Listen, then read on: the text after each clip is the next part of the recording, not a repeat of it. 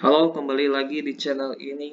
Kali ini akan membahas saham yang di-request oleh salah satu penonton, yaitu saham MDKI dengan nama perusahaan PT MDK Utama Tbk. Nah, ini websitenya ya. Di website ini kalian bisa lihat profil mereka, sejarah dan lain-lainnya. Ini websitenya itu mdk.co.id. Mereka bergerak di bidang industri kimia ya. Nah, ini kita lihat profil singkatnya mereka dulu. Sejarahnya mereka lah ya. Mereka berdiri tahun 1981. Ini udah lama banget ini sebenarnya. Berarti mereka udah melewati berbagai krisis ekonomi. Artinya mereka tahan banting ya. Karena mereka udah lama berdirinya. Udah lewatin 98, Covid juga udah lewat. Berarti mereka perusahaan yang kuat. Ini produknya mereka, karbit, yaitu kalsium karbida. Adalah senyawa kimia dengan rumus kimia CaC2.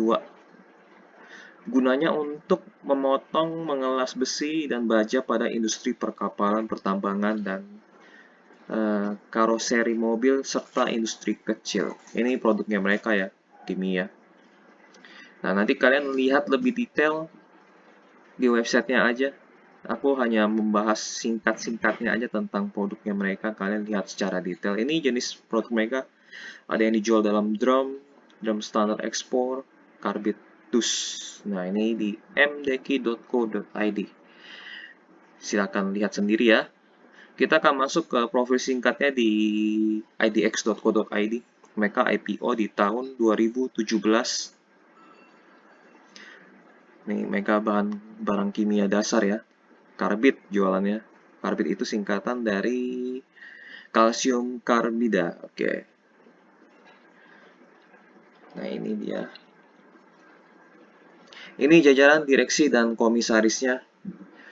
Jadi kalian wajib ya harus mencari latar belakang jajaran direksi dan komisaris di Google Search ya. Kalian ketik nama mereka, spasi kasus atau skandal untuk mengetahui apakah ada kasus yang pernah mereka lakukan di masa lalu atau tidak. Kalau misalnya ada yang negatif, berarti lebih baik dijauhi. Tapi kalau misalnya tidak ketemu satu kasus pun, artinya mereka bersih. Aman, tapi itu pun belum menjamin ya gitu. Itu aja sih paling kalian harus cek rekam jejak mereka, bersih atau kotor gitu. Kita lihat komposisi pemegang saham.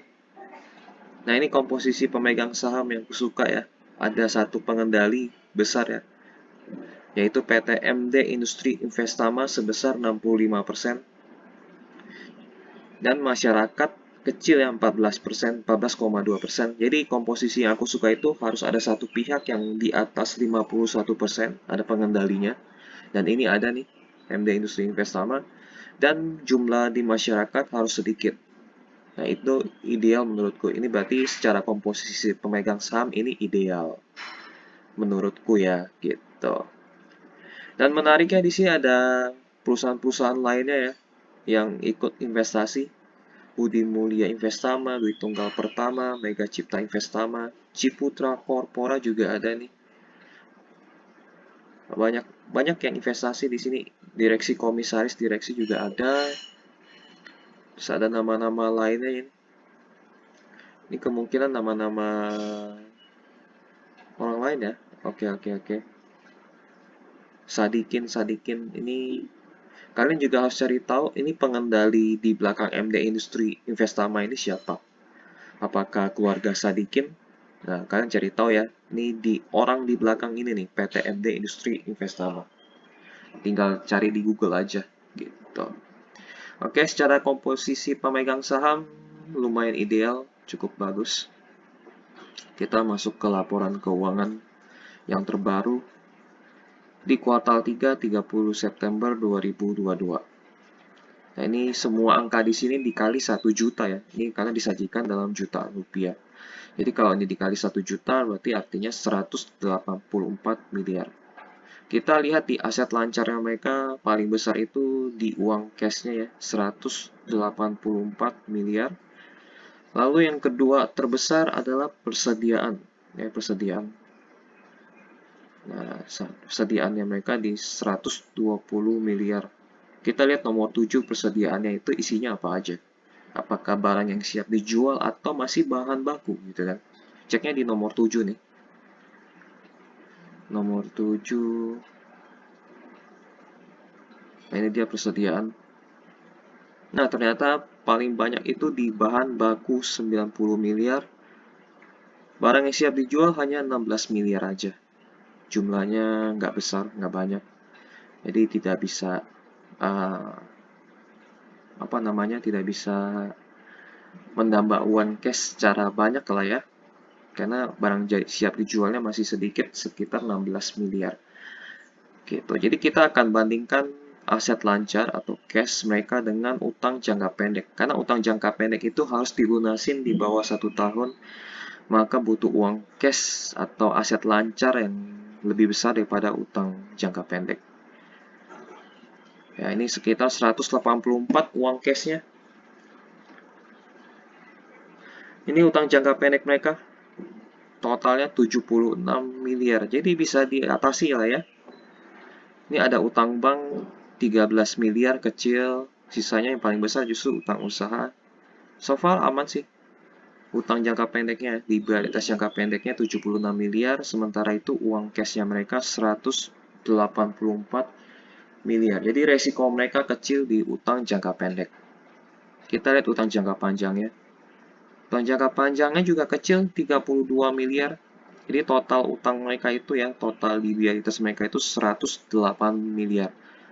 Jadi total utang mereka bisa diberesin dengan uang cash mereka yang sebanyak 184 miliar. Jadi secara utang mereka benar-benar aman. Resikonya kecil.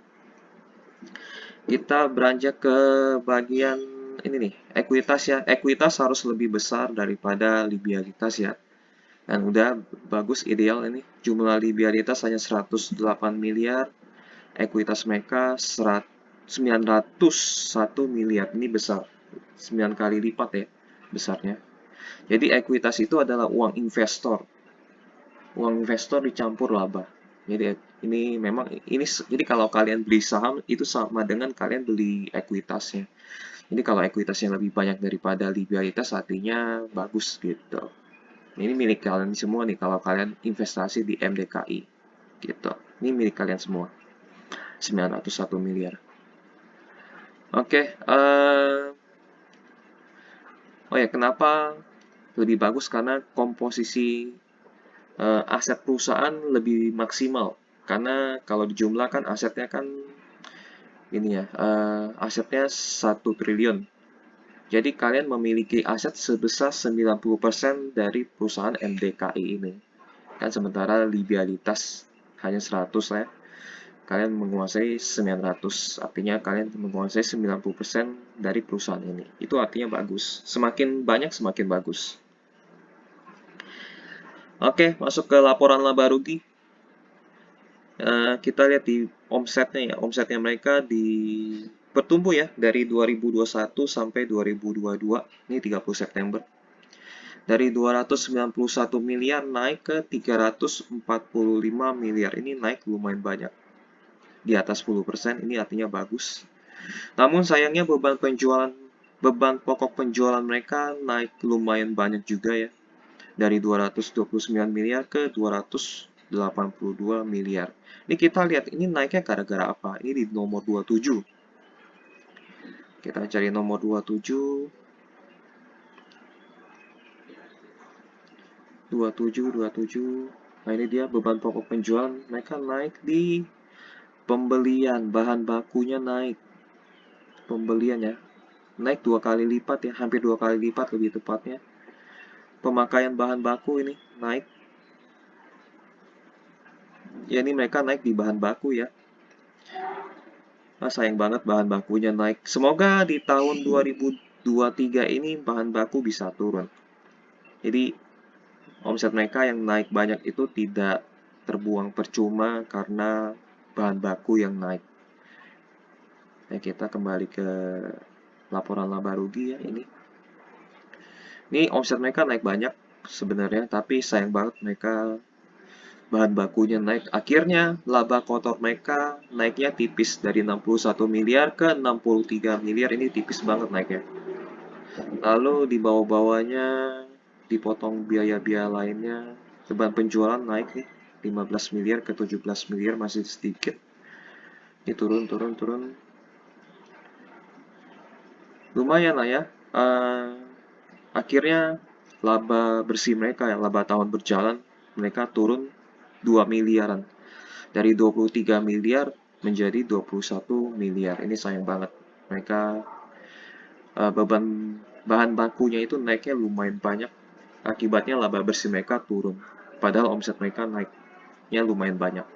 Itu aja. Kinerja laporan laba rugi, omset bagus.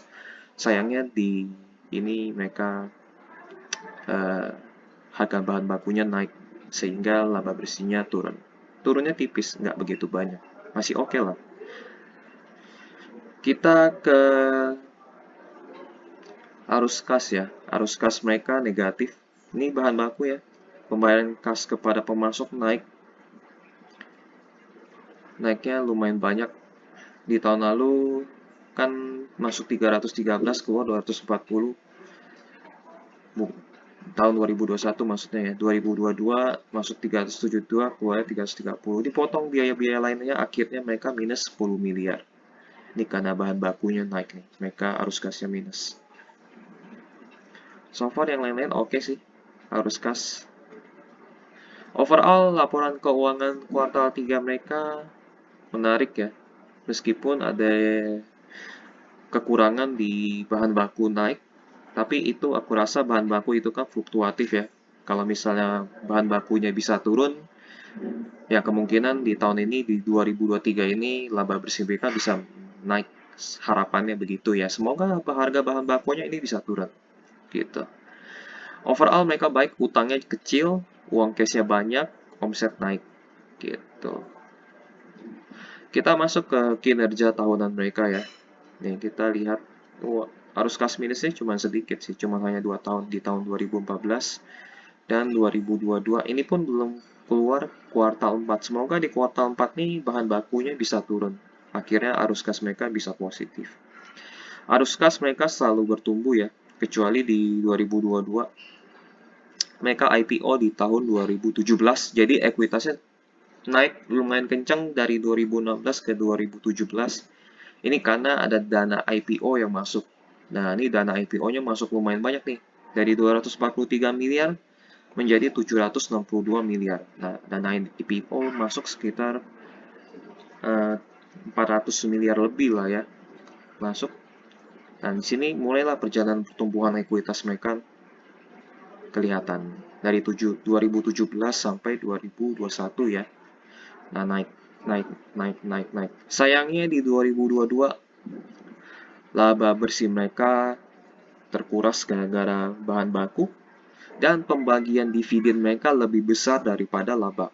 Akibatnya ekuitas mereka berkurang.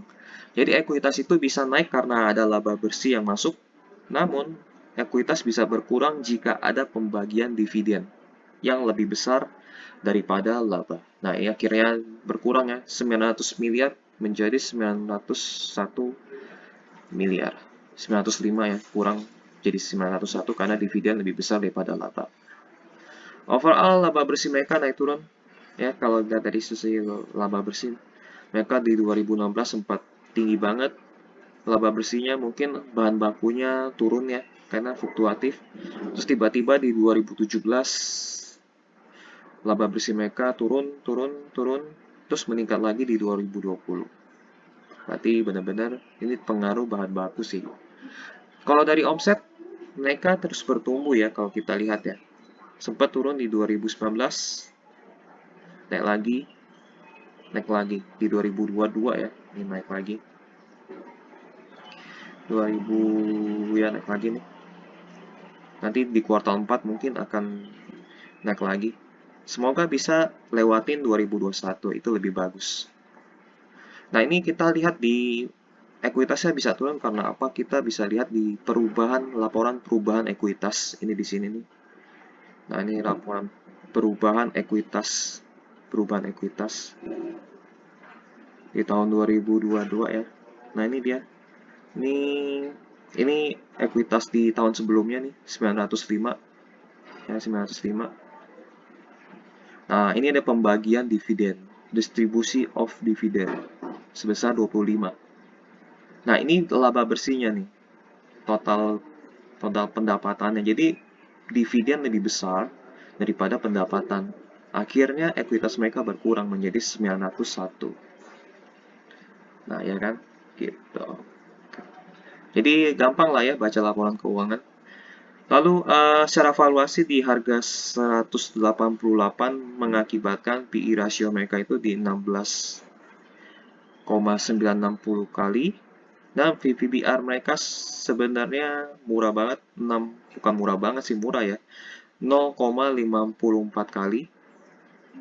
Dividen yield mereka 5,32%. Ini menurut aku dividen yieldnya tinggi. Lebih besar, hampir setara dengan deposito ya, bunga deposito di saat ini. Pokoknya kalau misalnya dividen mereka di atas 5%, aku anggap tinggi karena setara dengan deposito. Karena kita investasi saham itu harapannya di capital gain bukan dividen. Kalau misalnya mereka nggak bagi dividen itu nggak apa-apa buat kita. Tapi kalau bagi dividen itu sebuah bonus. Nah, sebuah bonus kalau dikasih 5% itu menurut aku tinggi. Yang seharusnya tidak, maksudnya gini nih, kan kita mengharapkan capital gain atau pertumbuhan harga saham ya. Capital gain itu pertumbuhan harga saham. Kalau misalnya dikasih bonus 5% itu juga, itu bagi aku pribadi itu tinggi gitu. Padahal nol kan harusnya kan gitu. Kalau bagi yang mengharapkan pertumbuhan harga saham. Masalahnya ini PE rasio mereka di posisi eh, harganya tinggi ya, harganya mahal. Karena kenapa PVBR-nya murah tapi PE ratio mereka mahal? Karena ini, PE ratio itu diambil dari laba bersih. Laba bersih mereka itu kecil banget. Akibatnya PE ratio mereka tinggi atau mahal. Sementara aset mereka itu sebenarnya atau ekuitas mereka itu kalau dibandingkan dengan harga ini sebenarnya murah. Sayangnya laba bersih mereka tipis, bahkan di bawah 10% ya dari omset. Omsetnya 345, tapi laba bersihnya di bawah 10% dari omset. Nah, ini akibatnya PE ratio mereka mahal ya secara valuasi gitu. Jadi kemampuan mereka mencetak mencetak laba itu kurang menarik lah istilahnya. Namun yang menarik adalah dividen yield mereka 5%. Kenapa bisa 5% ya? Karena kemungkinan ya, kalau misalnya dividen yield tinggi itu karena ada orang-orang. Nah, yang ingin mendapatkan dividen. Nah, ini dia ada PT-PT yang lainnya, ya kan? Nah, ini artinya bagus sih sebenarnya ya. Jadi kalau misalnya sampai komisaris direktur pengen mendapatkan uang tambahan ya mereka pegang saham ini lalu dapat dividen per tahun. Jadi saham ini bisa diharapkan untuk mendapatkan dividen lumayan tinggi ini. Jadi ini kita tidak berharap dari capital gain dari saham ini karena ekuitasnya berturun, labanya tipis. Kalau labanya tipis, pertumbuhan harga saham agak sulit. Ya paling berharapannya dari dividen gitu. Ekuitasnya juga bertumbuhnya pelan ya. Selama 4 tahun tumbuhnya pelan sekali ekuitasnya karena laba bersihnya tipis. Kita masuk ke presentasinya mereka di paparan publik atau public expose di 28 November 2022. 2 bulan yang lalu lumayan lah ya, masih baru, masih segar beritanya. Dan mereka berdirinya 81, IPO-nya 2017. Ini mereka ekspor ke Jepang, USA, apalagi informasi yang penting melakukan peremajaan mesin dan produksi ekspor ke India dan Malaysia. Jadi mereka ada ekspor juga.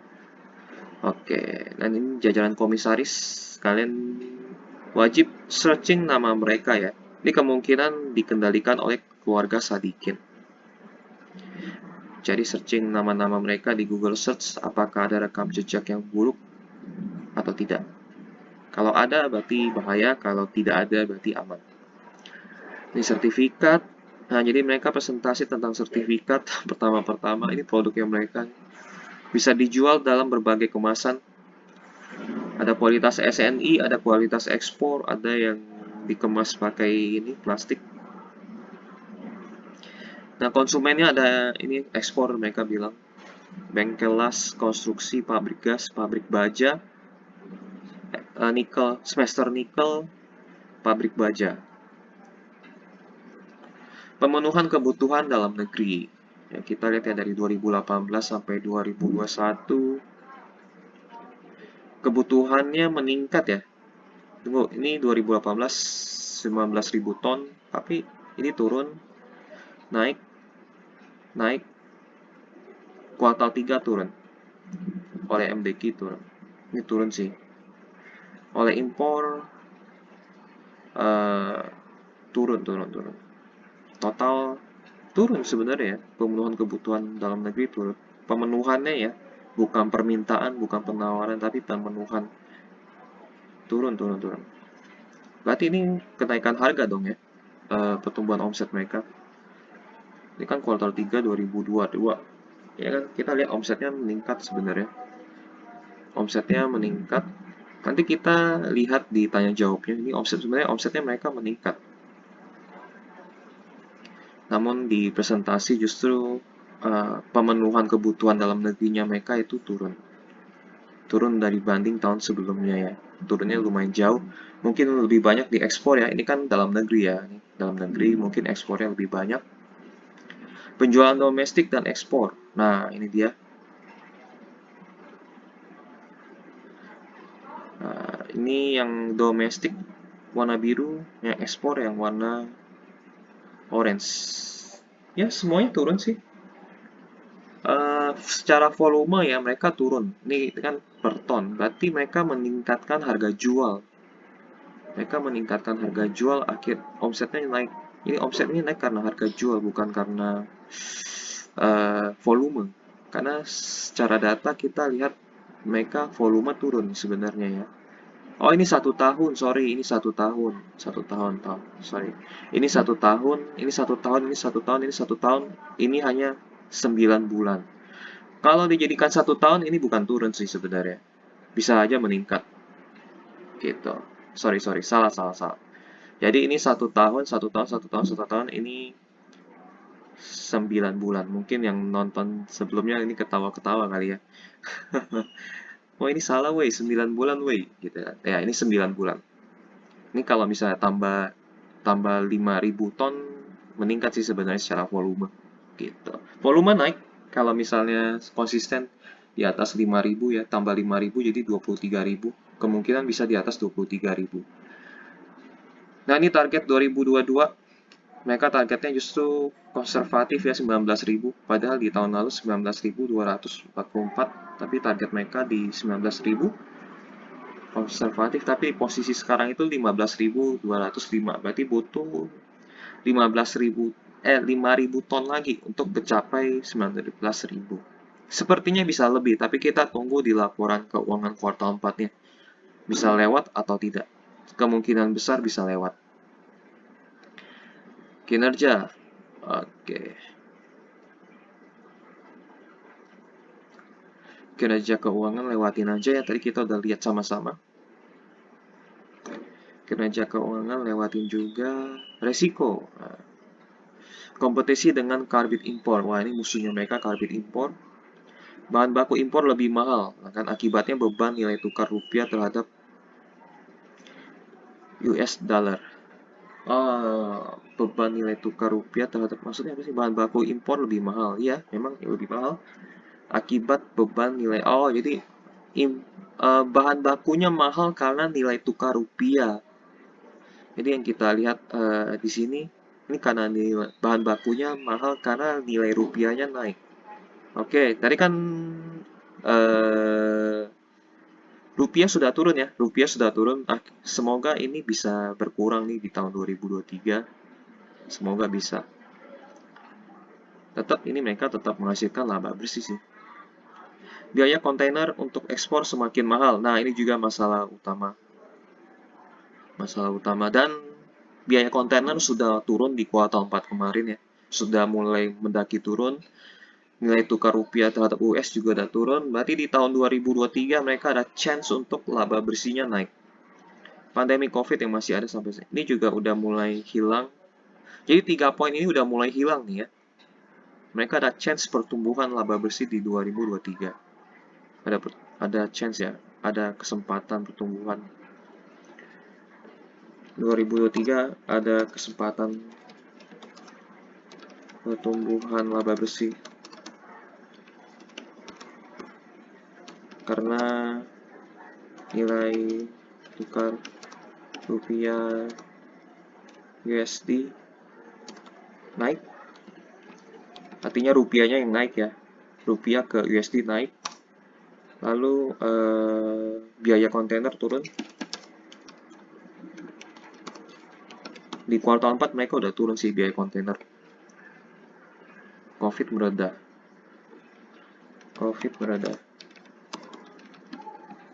Oke, ini ada chance kesempatan lebih besar pertumbuhan laba bersihnya lumayan besar di 2023 nanti. Ini informasi yang cukup oke. Dividen. Merencanakan pembayaran dividen dengan tidak mengabaikan tingkat kesehatan keuangan perusahaan. Ini uang cash mereka banyak, jadi nggak masalah.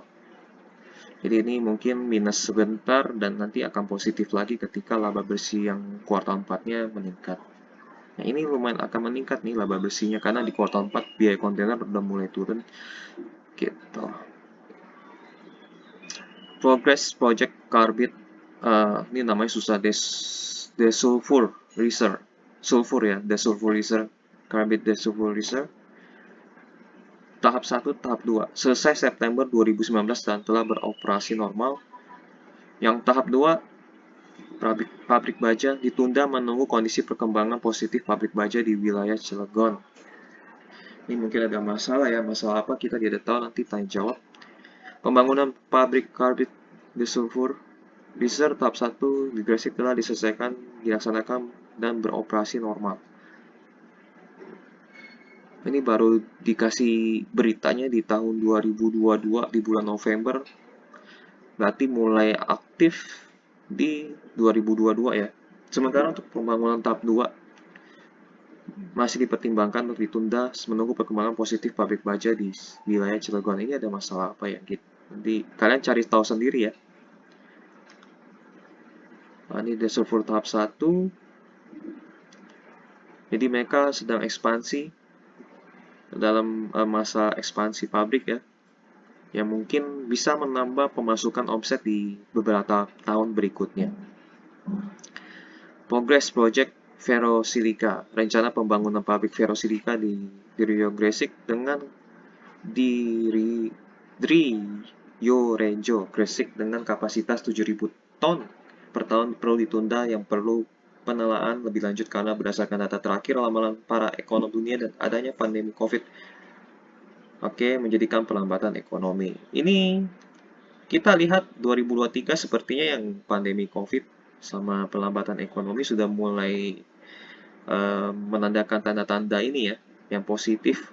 Jadi ini COVID sudah tidak ada artinya lagi. Pelambatan ekonomi pun memang terjadi, namun tidak separah yang diramalkan oleh para ekonom. Oke, ini hasil presentasi mereka. Jadi ada informasi yang menarik, mereka sedang tahap pembangunan pabrik, dan ini di bulan November telah beroperasi normal. Tapi ini mereka bilangnya 2019 dan telah beroperasi normal. Maksudnya 19 selesai, namun operasi normalnya di November 2022 kali ya. Nggak tahu, entahlah. Terus lalu ini kita karena masa sekarang rupiah sedang turun, ya kan? Rupiah turun lagi, rupiah sedang turun ya benar. Rupiah sedang turun terhadap US dollar benar. Tapi salah. Rupiah sedang menguat terhadap US dollar. Jadi nilai rupiahnya lebih rendah sekarang 14.000. Jadi harusnya bahan bakunya jadi lebih murah. Kontainer juga lagi turun. Covid sudah reda. Jadi harusnya ini ada kesempatan pertumbuhan laba bersih dan arus kas jadi positif. Ini kita masuk ke halaman tanya jawab. Nah, ini pertanyaannya. Ada 4 orang peserta yang mengajukan pertanyaan. Peserta yang hadir hanya 8 orang ya. Ini jadi MDKI ini peminatnya sedikit ternyata. Namun yang peminat investor besarnya banyak loh. Ciputra Corpora, Budi Mulya Investama ini dan lain-lainnya. Justru yang minat itu yang korporasi, yang retailnya sedikit. Apakah profit di tahun 2022 juga akan menurun? Iya, kita udah lihat bagaimana dividen yang akan diterima di investor. Yang akan diterima investor ini malah tanya ini ya, dividen ya. Tapi memang dividennya besar. Kondisi ekonomi global yang menurun saat ini juga pandemi COVID yang belum membaik, sudah mulai membaik ya, bahkan PPKM sudah dicopot, mempengaruhi kondisi perusahaan stagnan akibat kebutuhan karbit nasional yang belum meningkat. Oh, oke oke oke. Jadi permintaan karbit ini kurang. Mengenai profit, perusahaan telah melakukan berbagai penyesuaian perbaikan agar profit tetap terjaga seperti tahun lalu. Tapi nyatanya susah ya, sulit karena ini tadi, tukar rupiah naik sempat ke 15.000 lebih, kontainer naik di awal-awal tahun 2022 ya. Namun di akhir 2022 kontainer turun biayanya, nilai tukar rupiah juga mulai membaik, COVID, PPKM justru dilepas. Jadi harusnya di kuartal 4 membaik. Untuk pembayaran dividen, perusahaan sudah memiliki kebijakan membayar dividen kepada pemegang saham dengan tidak mengabaikan tingkat. Oke, mereka akan selalu bagi dividen dengan yield yang cukup tinggi. Target ekspor tahun 2022 yang menurun, apa penyebabnya? Nggak hanya ekspor, domestik juga turun kan tadi kita lihat. Penurunan penjualan ekspor dipengaruhi beberapa hal. Kondisi ekonomi global juga mempengaruhi kondisi customer di luar negeri, yang membatasi pembelian menyesuaikan kondisi ekonomi perusahaan dan negaranya. Sama di Indonesia juga, tadi kita lihat turun juga. Meningkatnya bahan baku impor dan tingginya biaya transportasi ekspor membatasi perseroan melakukan penjualan ekspor. Jadi ada harga bahan baku impor yang tinggi ya. Itu meningkatnya harga bahan baku impor dan tingginya biaya transportasi ekspor. Ya benar-benar. Jadi kita lihat memang bahan baku mereka cukup tinggi sehingga menguras laba mereka. Kita lihat di ekspor dan domestik ya. Nah ini dia. Menurun sih ekspornya memang. Kalau domestik kita nggak tahu nih. Tapi mereka pasang target di bawah tahun lalu. Mereka kira-kira bisa turun juga domestik sebenarnya. Oke, pertanyaan berikutnya, bagaimana progres pembangunan pabrik karbit, desulfurizer, dan ferrosilika? Untuk menjawab pertanyaan ini kami perlu uraikan dari awal ya. Oke, bahwa rencana awal kami adalah membangun dua pabrik karbit desulfurizer dan pabrik ferrosilika. Pembangunan pabrik karbit desulfurizer tahap 1 di Gresik telah selesai pada September 2019, sedangkan tahap 2 yang rencananya di Cilegon tertunda karena menunggu perkembangan positif pabrik baja di wilayah Cilegon. Jadi banyak pabrik baja yang tutup kali ya di Cilegon. Akhirnya mereka jadi ngerem. Untuk pabrik ferrosilika di Gresik kami sudah mulai pembangunan mulai dari pondasi pabrik dan pematangan atau pengecoran area pabrik. Akan tetapi dengan adanya COVID-19 dan tahun 2019 kondisi ekonomi global mulai mengalami perlambatan. Maka untuk proyek ferrosilika perlu penelahan kembali karena berdasarkan data dan ramalan ekonom akan terjadi perlambatan ekonomi. Saat ini kami sedang berusaha mencari alternatif usaha lain yang memungkinkan mengganti proyek ferrosilika. Mereka memang lihat permintaannya sedikit dan pesimis, akhirnya mereka mau cari yang pengganti ferrosilika apabila kondisi ekonomi lama tidak membaik. Oke. Ini keputusan mereka ya. Dengan kondisi global saat ini, bagaimana dengan impor karbit? Apakah naik atau turun? Kondisi ekonomi global dan adanya pandemi COVID rupanya ikut mempengaruhi demand dan kebutuhan karbit. Untuk kebutuhan karbit di tahun 2022 ini sesuai catatan terlihat stagnan kebutuhannya. Permintaannya terlihat stagnan. Kebutuhan permintaan maksudnya. Penjelasan mengenai produk mortar. Ada produk mortar. Mortar adalah produk semen yang biasa digunakan untuk plester dinding dan perekat memasang bata. Iya, memang bahan baku dari pembakaran kapur yang tidak dipakai produksi pada kalsium karbida. Oke, untuk yang tidak dipakai produksi. Ini aku nggak ngerti nih bahasanya nih. Pembakaran kapur yang tidak dipakai produksi pada kalsium karbida. Ini cuman ini sih pengetahuan. Beberapa kapasitas produk mortal dan bagaimana penjualan dan harganya. 4.200 per tahun produksi mulai pada bulan Juli 2022. Oh, ini baru nih. Ini baru produk mortar. Penjualan sudah mulai berjalan bertahap diikuti dengan promosi ke berbagai daerah di Jawa Timur. Untuk harga kami bisa bersaing dengan produk yang sama dari produsen lainnya. Baru jalan di kuartal 3 ya. Berarti harusnya kuartal 4 juga harusnya naik. Ini kemungkinan yang bisa menambah omsetnya si ini ya. Di kuartal 3-nya mereka karena mortal ini. Tapi nggak tahu kontribusinya berapa banyak. Oke. Resume, penjualan kuartal 3 naik ya. Mencapai target penjualan tahun 2022 diperkirakan mencapai 22.000 ton. Sementara kita lihat presentasinya mereka, ya naik ya. Total ya, mereka kan bilang total 22.000 ya. Oh,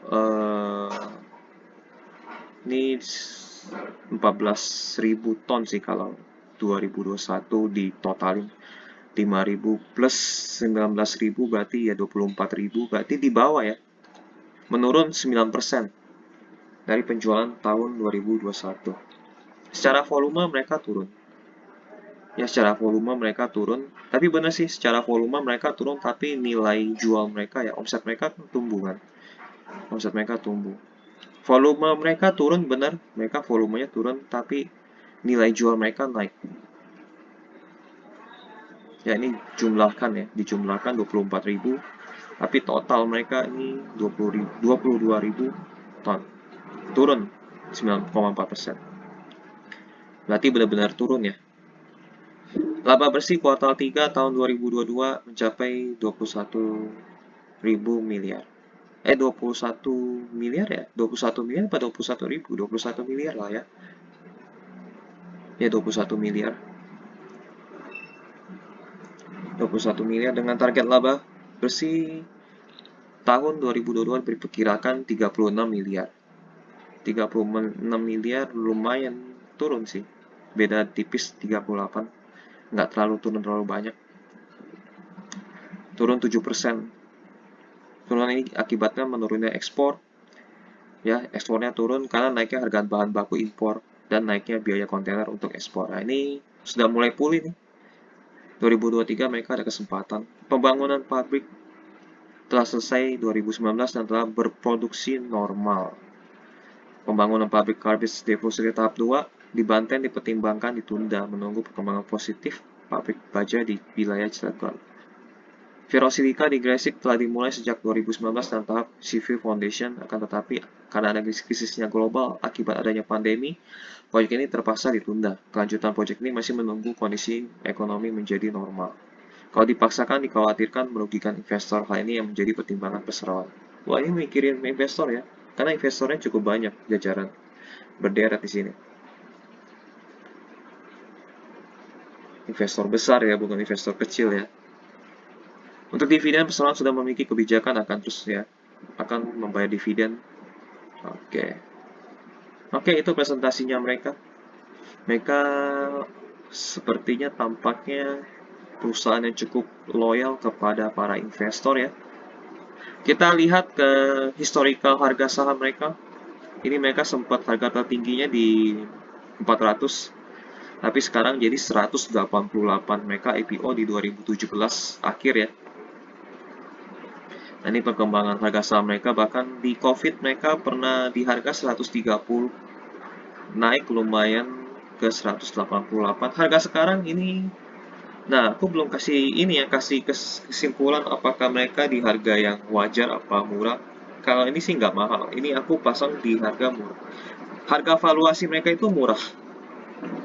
Kesimpulannya murah ya, karena dividen mereka tinggi, PVBR mereka di bawah satu ya, bahkan hampir setengahnya berkurang. Namun mereka kelemahannya memang di bagian laba bersihnya aja. Ini masih bisa pulih jika nilai tukar rupiahnya menguat dan biaya kontainer turun. Dan ini pasti terjadi. Akan kembali normal biaya kontainernya. Dan rupiah akan menguat. Gitu. Dan sudah terjadi ya. Ini kemungkinan masih bisa, mereka ada kesempatan naik sih. Kalau omset mereka naik di 2023 dan laba bersih mereka naik. Ini ada kesempatan harga saham mereka naik. Naik mungkin nggak banyak, mungkin naik ke 200-an lah ya. Oke, ini dividen ya. Mereka IPO 2017. Jadi mereka bagi dividennya di 2018. Dan ini dividen yieldnya mereka tinggi ya, di atas deposito. Kalau deposito sekarang setara, cuman kalau di deposito kan dikurangin pajak 20%, tetap lebih menang mereka ini. Kalau misalnya dipotong 20%, deposito dapat paling cuma 3%. 3% lah ya. Ini mereka dapatnya di atas 4% ya, minimal di atas 4%. Ini lumayan dividen yieldnya mereka. Nah, ini berita-berita tentang MDKI ya. Putuskan bagi dividen meraup kredit dari Bank BRI. Oke, tapi kita lihat utang banknya kecil ya. Menunda pembangunan pabrik baru 3 tahun yang lalu. Dan ini kalian baca-baca sendiri di kontan.co.id dengan ketik kode saham mereka MDKI. Kesimpulan, kita langsung masuk kesimpulan. Secara prospek bisnis, sang manajemen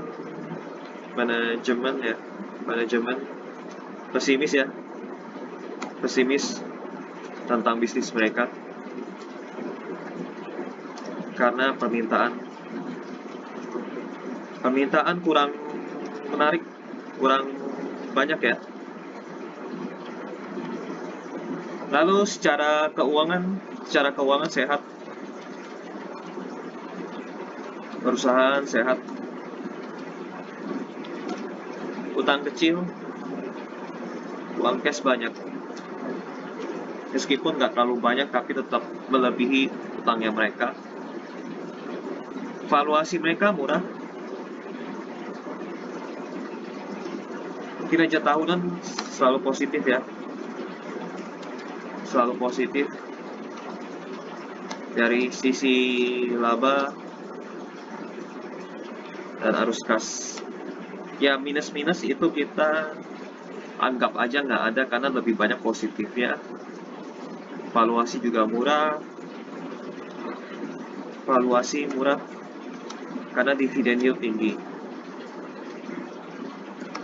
tinggi dan PBVR-nya bukan di bawah ya, sekitar 0,5%. Kelemahannya, laba bersih sedikit, akibatnya PE ratio mereka tinggi, tipis lah ya bisa dibilang.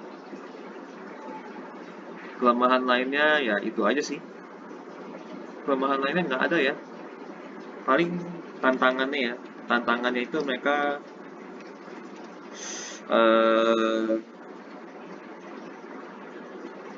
terpengaruh oleh ongkir lah ya, ongkir ini, ongkir kapal dan nilai tukar rupiah. Tapi kan ini bisa membaik lagi sebenarnya. Tantangan ini tidak selamanya. Tantangan bisa tidak selamanya. Masih bisa membaik. Di awal 2003 biaya kontainer sudah turun,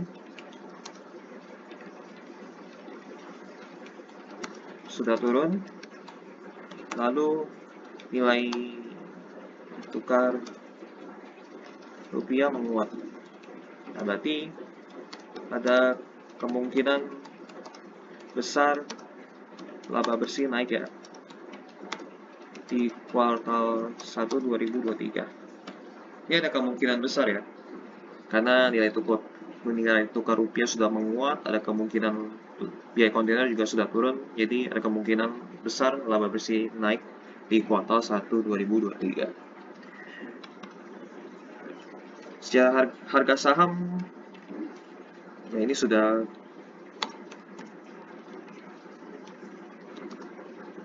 di posisi murah sebenarnya, kan ada valuasinya murah ya.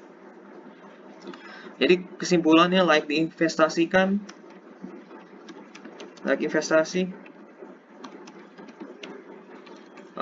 untuk jangka panjang ya,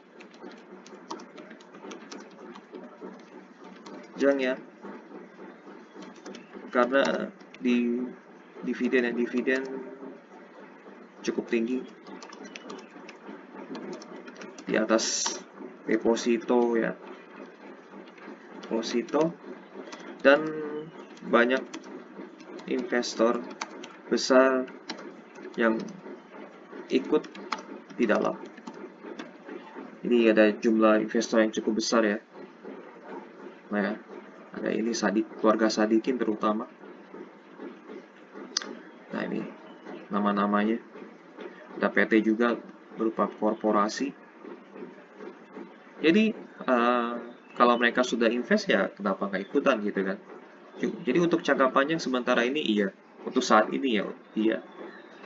Selama banyak investor yang ada di dalam, kalian ikut aja. Tapi kalau misalnya jika investor tersebut keluar, kalian ikut keluar juga ya.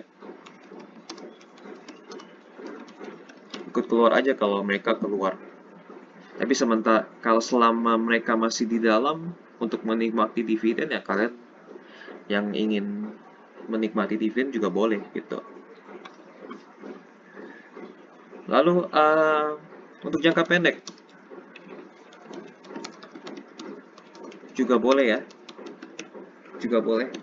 karena valuasi mereka sebenarnya murah dan karena valuasi murah dan ada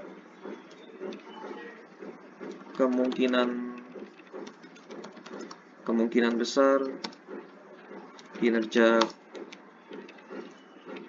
kuartal 1 ya 2023 membaik dari sisi laba bersih. Jadi ini baru kemungkinan, tapi lebih aman kalau mau lebih aman ya. Kalau mau lebih aman, tunggu laporan keuangan kuartal 1 2023 dipublish. Kalau ini untuk kalian yang mau jangka pendek. Tapi kalau kalian mau jangka panjang nggak perlu tunggu laporan keuangan dipublish, langsung beli aja. Jadi didiamkan bertahun-tahun, kalian akan mendapatkan dividen ini sekitar 4-6% setiap tahunnya. Jadi kalian akan balik modal mungkin kira-kira 20% kalau hanya dari dividen ya. 20 tahun, sorry. Kisaran di bawah 20 tahun kalian akan dapat uang balik modal itu 100% itu di sekitar di bawah 20 tahun. Namun kalau misalnya kinerjanya terus membaik, ini kemungkinan capital gain juga bisa dapat. Karena memang valuasi mereka itu cukup murah dari sisi ekuitas. Gitu. Oke, kesimpulannya gitu aja. Jangka panjang boleh untuk menikmati dividen ya, tapi kalau capital gain aku rasa bisa cuman sedikit gitu. Untuk jangka pendek juga boleh untuk mengharapkan kinerja kuartal 1 membaik. Untuk mengharapkan capital gain yang tadi ya. Mungkin kalau misalnya hasilnya baik, ini bagus, ini akan kemungkinan harganya akan naik ke 200-an. Tapi kalau misalnya kinerjanya biasa-biasa aja, naiknya pelan atau mungkin turun, ini harap hati-hati mungkin bisa turun juga. Tapi selama investor masih di dalam, ya mereka mungkin cuman mengharapkan dividennya aja yang yieldnya cukup tinggi. gitu. Oke ya, ini layak diinvestasikan untuk jangka pendek dan jangka panjang. Itu aja sih untuk saham MDKI. Jika ada informasi yang salah atau informasi yang kurang, kalian boleh tulis di kolom komentar, tambahkan atau koreksi ya. Itu aja. Lalu kalau misalnya mau request saham yang lainnya untuk dianalisa, kalian boleh tulis di kolom komentar juga. Oke, sekian untuk analisa MDKI. Sampai jumpa di video berikutnya. Bye-bye.